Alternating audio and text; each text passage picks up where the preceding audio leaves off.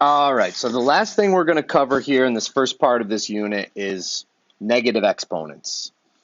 So they happen.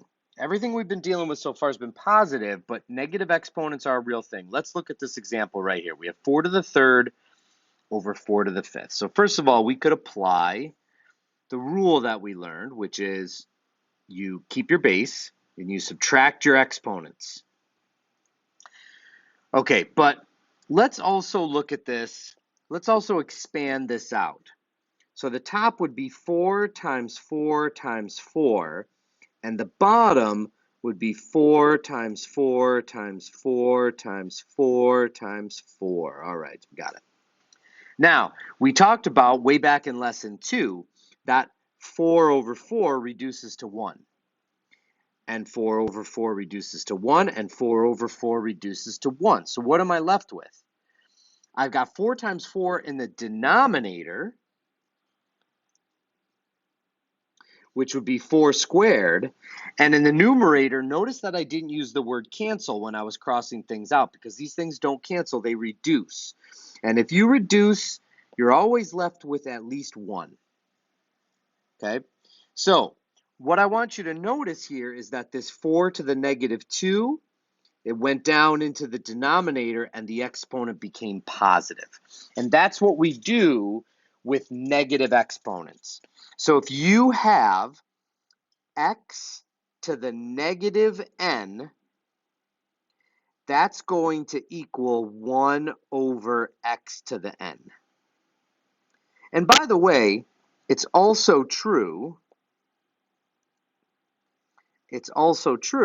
that 1 over x to the negative n would become x to the n over 1. So that's how these work. Okay, so let's take a look here. If it's in the numerator, it goes to the denominator, and if it's in the denominator, it goes to the numerator. Now again, this seems strange, but let's go back to our patterns. Our patterns help us understand everything. Let's use the same pattern we used last time. This is how far we got last time. We decided that this was 27. We decided that this was 9. We decided that this was 3. We decided that this was 1. And our pattern was we were dividing by 3 each time as we worked our way down the list. So if I follow the pattern on the left-hand side, I now have 3 to the negative 1. And so I have to do 1 divided by 3. What's 1 divided by 3? 1/3, which is the same thing as 3 to the first power. And so there's our pattern, which helps us kind of understand this. So how do we apply it?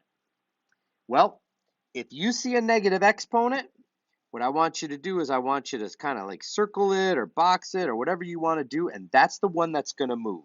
Everything else is going to stay put. It's just the exponent and its base are going to move. So in this case, the 5 is going to stay up top. The y to the 4th, that's a positive exponent, that's going to stay up top. But the x has to go downstairs, and when it does, it becomes positive. The exponent becomes positive. Let's look at this other one here. I got a negative exponent here, and I have a negative exponent here. And I do notice that this time I have coefficients that can be reduced. So let me reduce my coefficients. This is going to be 2, because 4 divided by 2 is 2. X to the 3rd is going to stay up top. And then in the bottom, the 2 is going to reduce to 1, so I'm not going to write that. And I've got y to the 5th. Okay, now what's going to happen? The x to the negative 4th is going to move up top. And so that's going to be x to the positive 4th up top. The y to the negative 2 is going to move down bottom. That's going to become positive. And now let's clean this up. This is going to be 2x to the 7th over y to the 7th. And that's going to be your final answer there.